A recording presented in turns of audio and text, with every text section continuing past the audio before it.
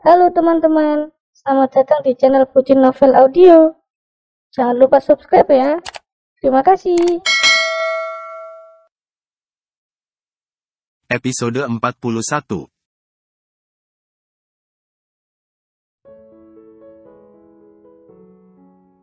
Sebentar saja, dia awal mulanya gimana, kok kalian bisa ketemu, serga Arum. 1 bulan lalu, malahan sebelum Mbak nikahan, aku kan ke bank, Mbak buat memperpanjang masa ATM. Nah kebetulan, dia yang urus. Widi menjelaskan secara rinci, mengenai pertemuan pertamanya dengan Fajar. Dikata Widi, awal pertama kenal, Fajar tipikal yang sangat santun. Selain itu, Fajar juga tipikal hangat yang sangat perhatian. Kupret apa? Dia ngakunya perjaka, tai. Tuh orang anaknya sudah banyak, Arum makin emosi. Otaknya yang awalnya santai dan sampai membuatnya merasa kantuk, kini mendadak panas karena emosi. Serius? Mbak, ngakunya gitu, kami ya dekat, wong dia enggak terikat, terus aku pun sudah ketuk palu. Terpejam pasrah sambil memijat pelipisnya, Arum berkata, kamu kapan ada waktu, siang ini kamu nganggur? Enggak, kita samperin dia ke bank. Minta dia balikin uang kamu soalnya kemarin saja pas Mbak sama Mas Kala belanja, dia dibelanjain cewek. Dibelanjain, cewek? Gimana, Mbak? Ya si ceweknya yang bayarin belanjaan mereka. Aku lihat, mereka sayangan dan si Fajar dibelanjain banyak, Arum benar sewot. Setelah tak langsung menjawab, Widi berkata, Mas Fajar, dia pacar aku, Mbak. Kami pacaran dan dia sudah kenal juga sama Mamak dan anakku.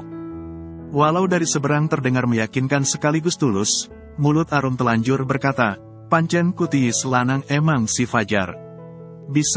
Bisanya dia, ya Allah, Allahu Akbar. Mbak sekarang gini, kalau kamu masih mau aku urusin, pulang ngajar nanti, kita samperin dia ke bank. Nanti kalau bisa aku bawa bapak mertuaku. Biar aku sama bapakku yang ngajar si Fajar. Kita tanya langsung ke pimpinan banknya, siapa Fajar dan juga statusnya. Arum berbicara panjang lebar. Andai dia ngaku duda, aku maklum. Ini ngakunya perjaka. Perjaka 45 yang dimana? Mana punya benihnya? Kupret emang si Fajar, lanjut Arum. Mbak, ini aku beneran langsung nangis. Tapi kata Mbak, bikin aku ngakak, isak Widi dari seberang sana. Kurang ajar banget, berarti ini aku dikadalin sama Mas Fajar. Ya sudah, pokoknya nanti kamu pura enggak tahu aja. Nanti kamu pun masuk ke banknya, tunggu aku kasih kode. Nanti kamu ngumpet di tukang dawet ayo apa batagor depan bank sambil pantau dari kejauhan. Sekarang aku mau urus pesanan nasi kotak dulu.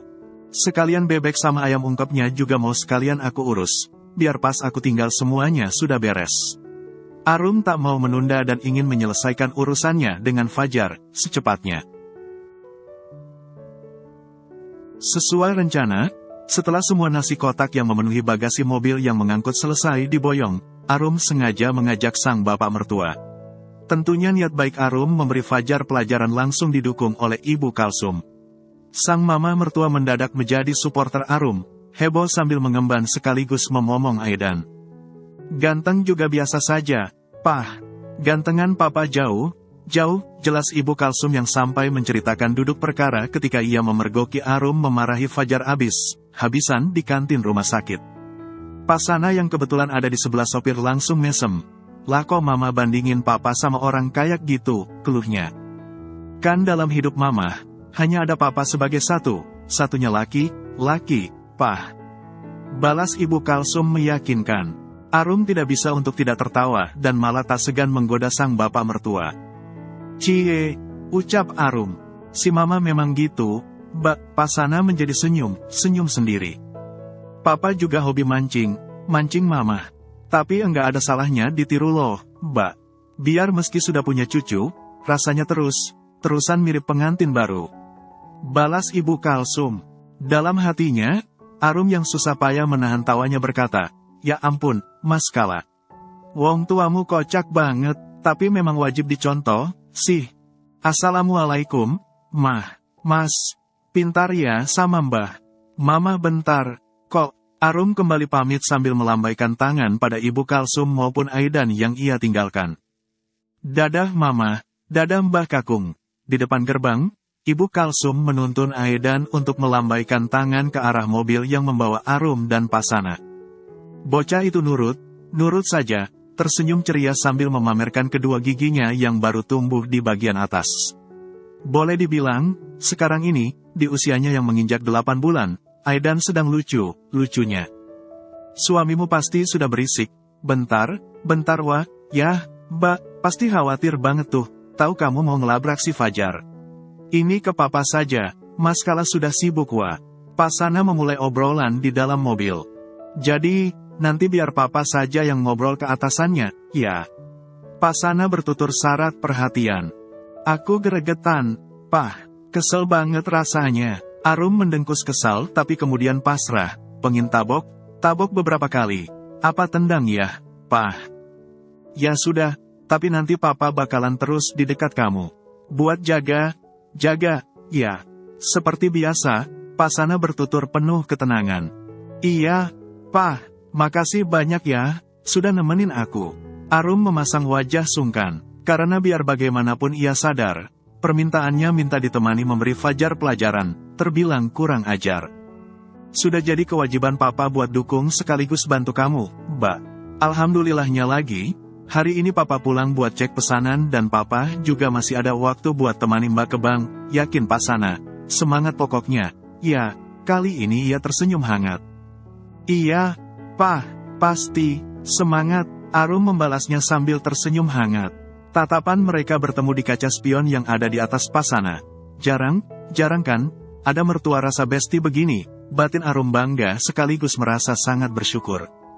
Jam istirahat baru berakhir ketika mobil yang membawa Arum dan Pasana berhenti di depan tempat parkir. Efek bank di kampung dan hampir satu kecamatan semuanya ke sana, mobil mereka tidak memiliki tempat parkir. Sang sopir langsung mencari tempat parkir di kawasan sekitar. Turun dari mobil, orang tak hanya mengenali Arum. Sebab kepada Pasana, mereka langsung antre untuk salaman. Namun, Arum lebih dulu mengajak sang bapak mertua menemui Widi di tukang dawet Ayu.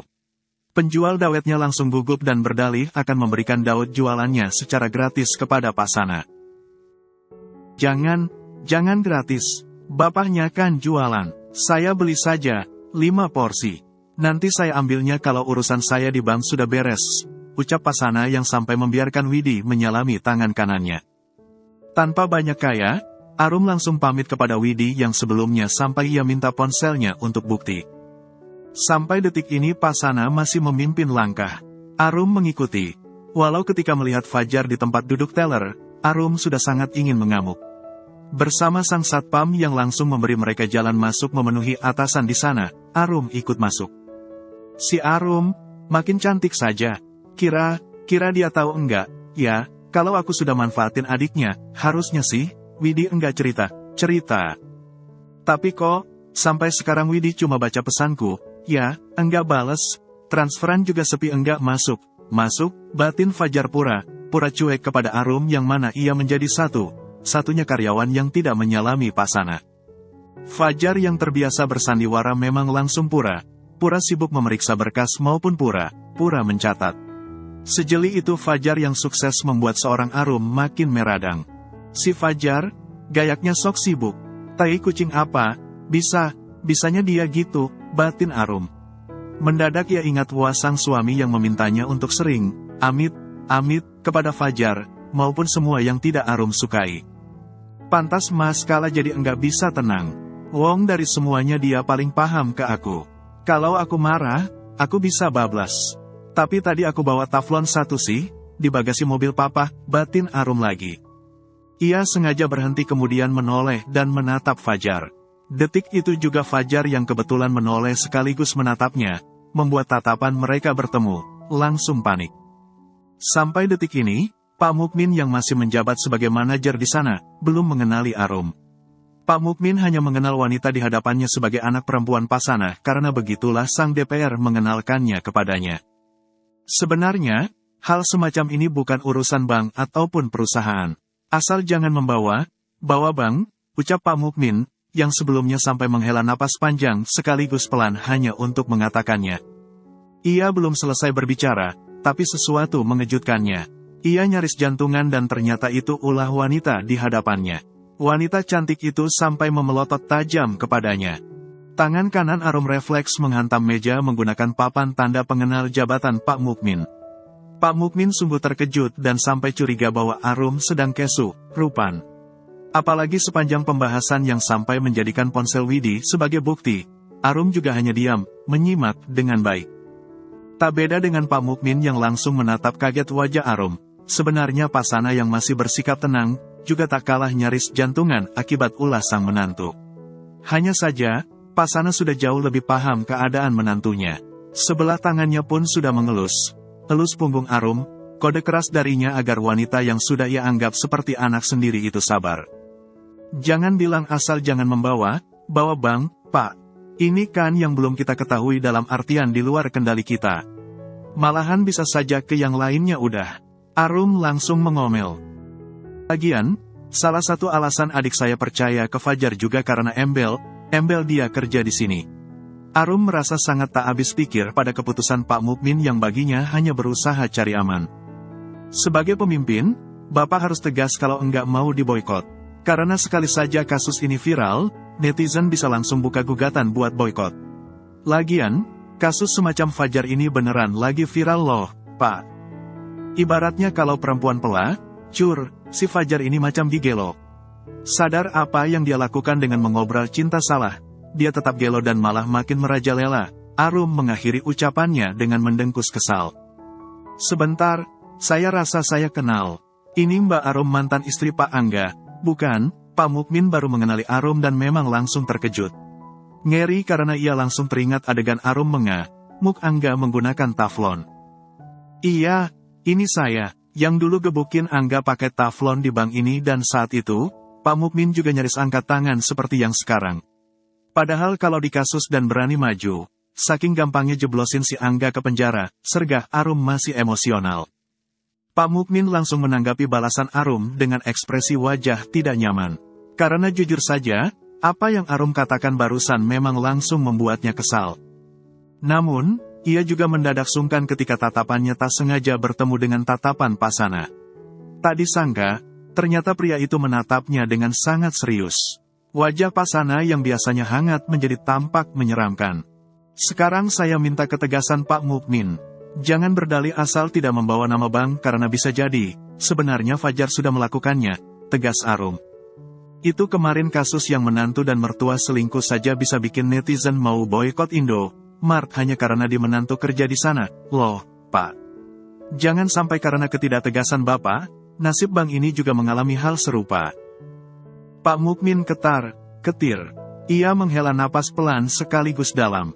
Sebab ia sadar, berurusan dengan orang seperti Arum bisa membuatnya babak belur. Ditambah lagi, kini Arum membawa Pak DPR yang tentu saja membuatnya sungkan jika tidak langsung dikerjakan. Kalau begitu, nanti saya akan menegur Fajar agar dia menyudahi ulahnya, Mbak Arum. Itulah janji yang Pak Mukmin berikan kepada Arum, tapi Arum langsung menolak. Tanda pengenal jabatannya yang terbuat dari marmer, kembali Arum hantamkan ke meja. Saya mau sekarang, Pak. Sekarang juga Pak Mukmin panggil dia, kita sidang sama apalagi saya sudah pengen ngeplok tuh kepalanya pakai papan ini. Ini batu apa marmer, lumayan buat terapi kepalanya biar waras, lanjut Arum. Kalau ada bahan besi sekalian. Besi tua, biar marem. Biar manusia tuman kayak dia jerah. Mendengar itu, Pak Mukmin refleks garuk kepalanya yang sudah dipenuhi uban. Sebab ucapan Arum barusan tak ubahnya mantra yang langsung membuat kepalanya mendadak gatal. Di kepalanya seolah ada pasukan ketombe maupun kutu yang akhirnya bangkit dari pori. Ya sudah Pak Mukmin, sekalian diurus uang adiknya anak saya. Kalaupun enggak bisa langsung lunas, kami mau saja kasih waktu, tapi jangan lama. Pasana angkat bicara. Pak Mukmin merasa sangat berat, tak bisa berkata. Kata di setiap pria di hadapannya bersuara, apalagi memberinya tuntutan. Pak Mukmin langsung meraih gagang telepon di sebelahnya, memencet nomor dan tak butuh waktu lama, ia sudah terhubung dengan Fajar. Pak Fajar, ucap Pak Mukmin. Iya, Pak, saya sendiri, ada apa? Ya, balas Fajar terdengar menerka. Seolah pria itu sudah tahu memang ada yang tidak beres. Kesini sebentar, ini ada berkas yang tidak begitu saya pahami. Saya ingin Pak Fajar menjelaskannya, balas Pak Mukmin. Dari seberang, Fajar tak langsung menjawab, membuat Pak Mukmin yang sudah sampai menunggu lama, sengaja menegur, mengingatkan agar Fajar segera ke ruangannya. Di luar, Fajar yang sudah menyanggupi permintaan Pak Mukmin, menjadi mengintai suasana di dalam sana yang memang hanya dipisahkan oleh dinding sekaligus pintu kaca. Si Arum sama mertuanya di mana? Ya, enggak ada di luar. Berarti, mereka ada di ruangan Pak Mukmin. Jangan sampai, alasan Pak Mukmin minta aku ke sana juga gara mereka. Fajar menjadi gelisah lantaran pria itu sadar, dirinya salah, harusnya aman, sih. Harusnya Widi enggak sampai cerita hubungan kami apalagi sampai cerita aku pinjam uang, batin Fajar lagi masih sibuk berargumen sendiri. Enggak lah. Pasti andai pun harus berurusan dengan Arum, bisa jadi Arum memang mau semacam nabung. Dalam hatinya, Fajar sibuk berargumen sendiri. Namun jujur saja, kenyataannya yang telah mengelabuhi Widi sedangkan Widi merupakan adik Arum, membuatnya tidak begitu percaya diri. Malahan, ia menjadi ketakutan dan sudah langsung panas dingin. Sudahlah, pasti aman. Lagian andai sampai memang karena hubunganku dan Widi, mereka bisa apa wong kami saling cinta. Batin Fajar yang kali ini begitu percaya diri. Apalagi seperti yang baru saja ia argumenkan di dalam benaknya, dari dalam sana, Arum dan Pasana tampak keluar dari ruangan Pak Mukmin. Fajar kembali buru bersandiwara sibuk, membuat kedua tangannya memeriksa setiap berkas, sementara kedua mata jelinya menatap setiap berkasnya. Mendapati itu, Arum yang memimpin langkah, walau ketika akan keluar, Pasana yang membukakan pintu, sengaja melepas sandalnya kemudian menghantamkannya ke punggung kepala Fajar. Wajah Fajar langsung mencium meja kerjanya dan pemandangan tersebut langsung mengejutkan kebersamaan di sana yang sudah kembali beroperasi. Nasabah yang antre ditangani sampai ada yang berdiri, menatap ngeri ulah Arum. Aduh, Rum, refleks Fajar, kamu, ya, kasarnya enggak pernah hilang, pandainya katak melompat, pasti tetap bisa Arum tangkap. Terlebih wanita itu telanjur bosan hidup susah lebih dihina dan dikadali. Pastinya Arum akan melakukan segala cara untuk keluar dari zona sangat tidak nyaman itu. Kendati demikian, yang buru Fajar lakukan sembari memegangi bekas ciuman maut dari sandal di kepalanya juga masih sandiwara.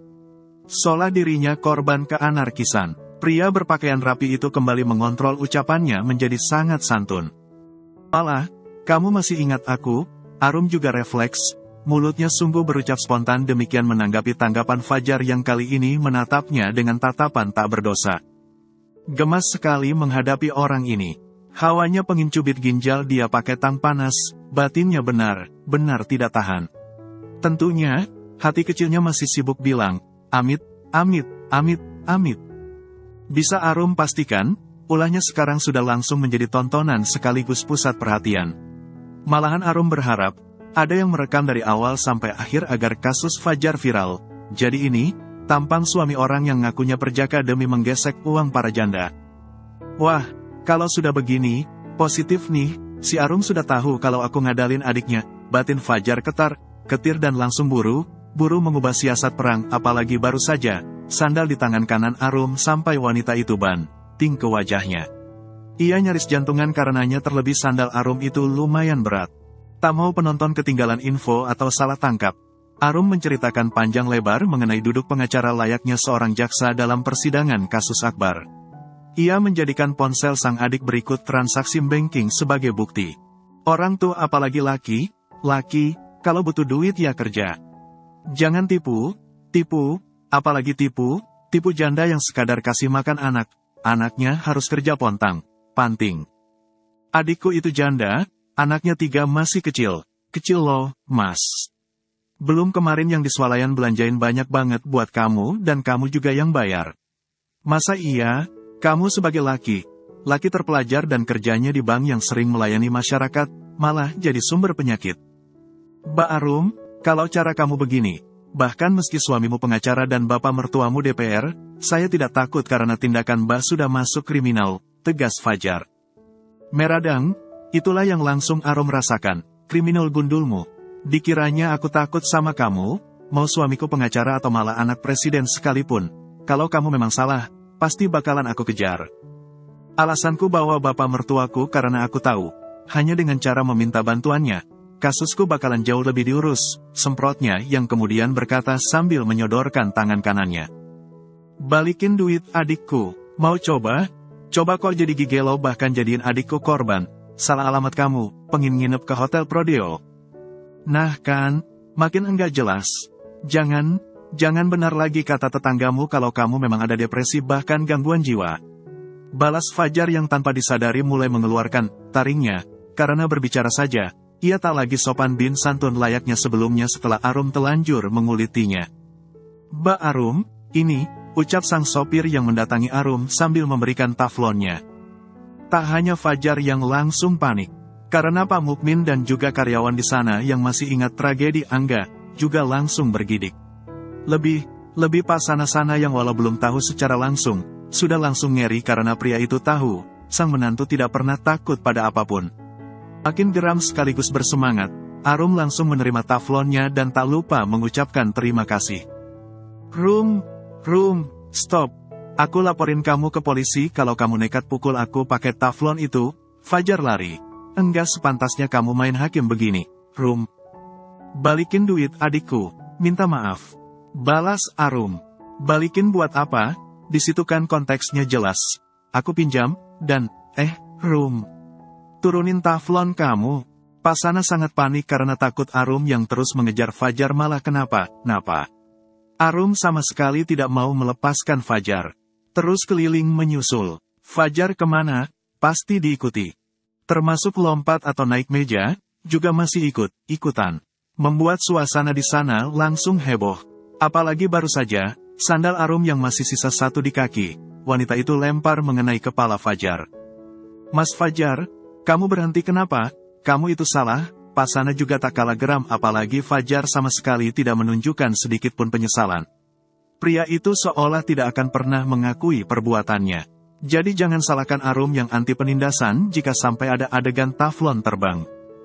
Fajar memang sudah sempat kembali menghindar, tapi ketika ia akan lari, di depannya malah ada Widi yang masih memakai seragam mengajar sebagai guru. Tak tanggung, wanita itu membawa palu yang tampak masih baru. Namun ketika ia refleks menoleh ke belakang, taflon Arum masih terbang dan malah memberi wajahnya ciuman maut. Dua gigi atasnya sampai terlempar karenanya. Dan kenyataan itu juga yang membuat Fajar sedih luar biasa, selain rasa sakit akibat ciuman maut itu yang sangat menyakitkan. Tentunya, rasa malu menahan efek penghakiman di sana juga berkali lipat lebih menyakitkan dari lukanya. Namun ada yang tidak beres. Karena kini, Fajar dalam keadaan tengkurap setelah sebelumnya tersungkur. Ternyata alasan Fajar kehilangan kedua gigi bagian depan atasnya bukan karena agenda taflon terbang yang sangat pria itu takutkan setelah Pak Sana sampai berteriak. Melainkan karena Fajar terpeleset saat berusaha lari karena kakinya menyandung kaki seorang nasabah yang antre di area tempat tunggu. Saking takutnya jika Arum sudah memegang taflon, Fajar sampai berhalusinasi. Karena adegan Angga yang diamuk menggunakan taflon itu oleh Arum dan benar mengerikan, masih sangat Fajar hafal. Saking mengerikannya, baru lihat taflon saja walau bukan taflon Arum, Fajar seolah memiliki fobia tersendiri kepada alat masak itu. Nah, kan, syukur, gitu saja masih enggak mikir. Ini taflonku beneran belum terbang. Eman juga kalau harus kena kamu, takut kena virus semacam rabies, ucap Arum yang masih berdiri di meja kerja Fajar. Namun sang mertua buru menuntunnya turun dengan sangat hati-hati. Balikin duit aku, dasar wong lanang pekok, enggak punya harga diri, kesal Widi yang memang sampai membawa palu. Walau Widi sampai jongkok di hadapan Fajar, wanita itu sama sekali tidak berniat menolong. Bahkan meski Fajar yang tampak begitu gelisah, terlihat sangat memprihatinkan. Yang mana, Widi langsung bergidik takut ketika Fajar membuka mulut, mengajaknya bicara dengan suara yang terdengar sangat tidak jelas. Bersambung dulu ya teman-teman.